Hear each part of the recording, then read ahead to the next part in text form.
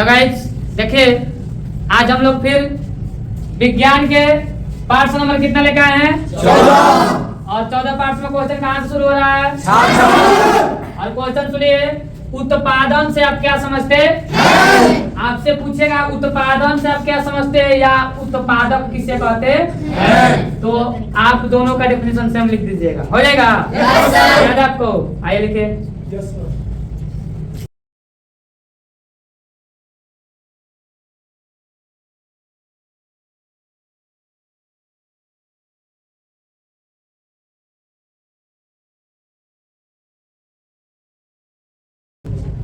हो गया?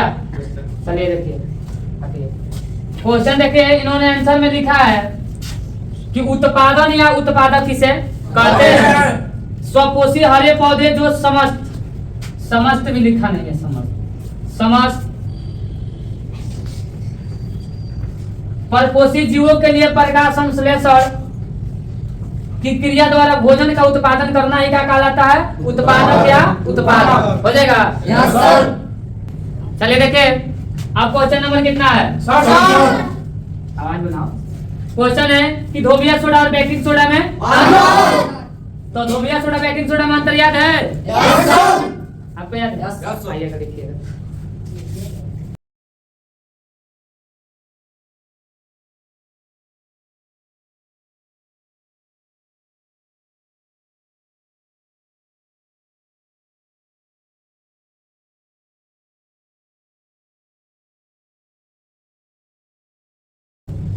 हो गया?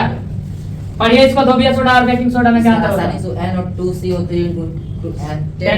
होता है। इसका रासायनिक NaCO3 होता है। इसका रासायनिक सोडियम कार्बोनेट होता है। इसका रासायनिक बाइकार्बोनेट होता है। इसका उपयोग मार्जक में किया जाता है। इसका उपयोग केक, पुआ, गुलगुला, पकौड़े इत्यादि बनाने में किया जाता है। बहुत बढ़िया, ताली मारिए इसके नाम पर। देखिए ऊपर ध्यान से, आप लोग इसे ध्यान से देखिएगा।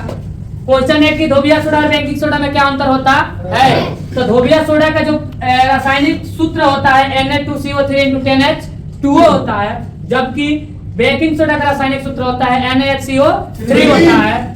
इसका जो रासायनिक नाम है सबको ही जानेगा, सोडियम कार्बोनेट होता है, जबकि इसका रासायनिक नाम सोडियम बाइकार्बोनेट है। इसका उपयोग हम लोग अपमार्जक में या धूमन सोडा में करते हैं, जैसे कपड़ा वपड़ा सफाई करने में, घर सफाई करने में किया जाता है, जबकि इसका उपयोग पुआ, केक, गुलगुला, पकौड़ा नहीं होता है, डाल देता है, सब बड़ा बड़ा हो जाता है, तो उसको बढ़ाने के लिए या फुलाने के लिए किया जाता है। हो जाएगा? देखिए अब हम लोग क्वेश्चन कितना पहुंचे हैं? 68। और 68 नंबर क्वेश्चन जो है, देखिएगा ध्यान से। विकृत गणिता क्या है? उदाहरण सहित, यानी सो उदाहरण का मतलब उदाहरण सहित दीजिए। आप लोग को याद है? आपको याद है? ये लिखिएगा।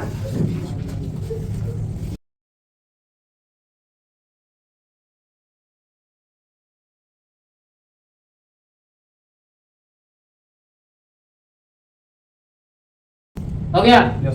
पढ़िए इसको, क्या लिखे हैं? तेल या वसा युक्त खाद्य पदार्थ उपचरित होकर अपना स्वाद और गंध को बदल देते हैं। यह घटना विकृत गंधिका कहलाती है। जैसे में नमकीन, चिप्स इत्यादि। बहुत बढ़िया, ताली मारिए इसके नाम पर।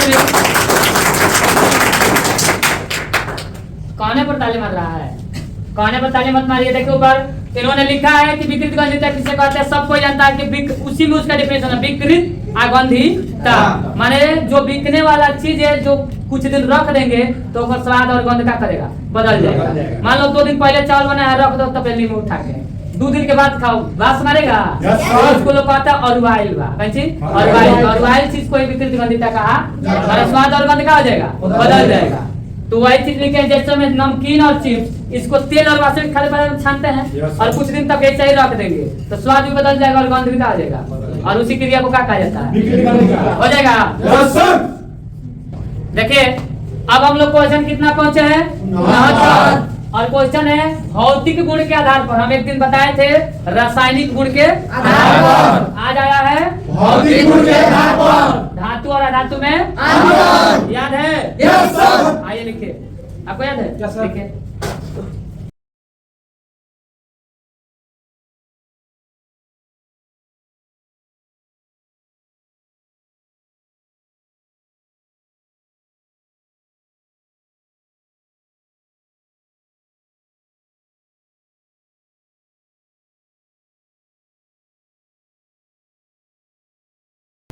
हो गया? Yes sir.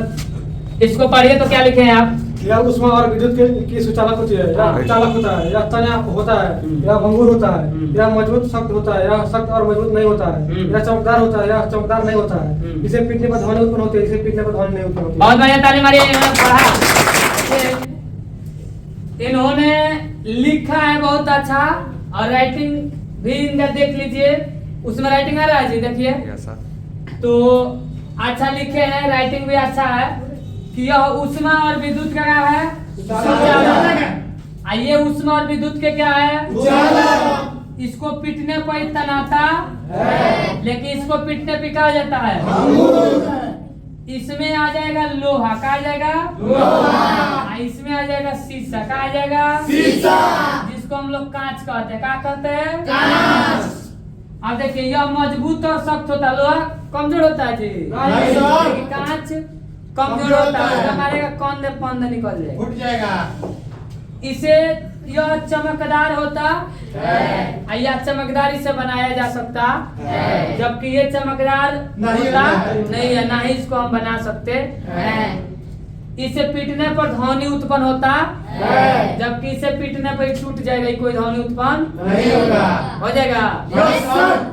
देखिए ये प्रश्न नंबर कितना है, और आज का अंतिम प्रश्न है, और ध्यान से देखिएगा, अक्सर ऐसे क्वेश्चन देता है और लड़का ये छोड़ के आता है, आप लोग मत छोड़िएगा।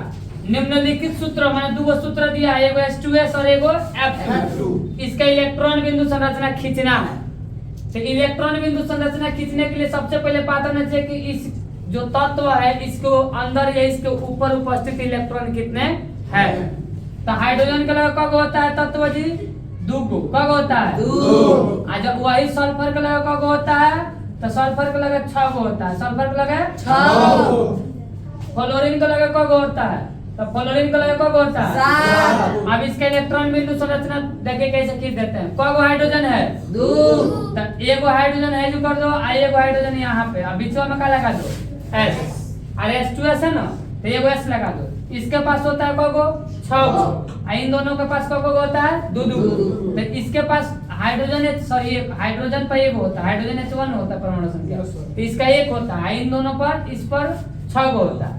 ये 6 गो जो है ये अपन एगो इसको दे देगा, तो ये भी अपने एगो क्या करेगा दे देगा, तो इसके पास ये भी कहेगा कि हम तुम्हारे साथ साझेदारी करेंगे, तो ये अपने एगो का किया दे दिया, और ये भी अपने एगो का किया दे दिया। तो इसके पास 6 गो था, तो एक गो दे देती, को बचा कर 4 गो, तो 2 गो ऊपर था देगा, 2 गो नीचे, तो इसका 8 गो से पूरा हो गया, ये को गो से पूरा कर लिया 2 गो से, तो लिख देंगे H single bond S single bond H, तो लिख देंगे H2S। ये हो गया इसका इलेक्ट्रॉनिक बना, ये SF, इसको कहते हैं SF, इसको कहते हैं EDS, ठीक है। तो इस प्रकार से इसका इलेक्ट्रॉनिक विन्यास बनेगा, बन जाएगा। Yes sir. इसको आपको खुद बना के कमेंट में करना है, बना दीजिएगा। Yes sir. बना लीजिएगा। सुनिए, आज का हमारा पार्ट नंबर कितना कंप्लीट हो गया 14, और आप देखना चाहते हैं 1 से 13 तक पार्ट, तो इसके डिस्क्रिप्शन में उसके लिंक को डाल देंगे, आप लोग एक बार जा करके देख लीजिएगा।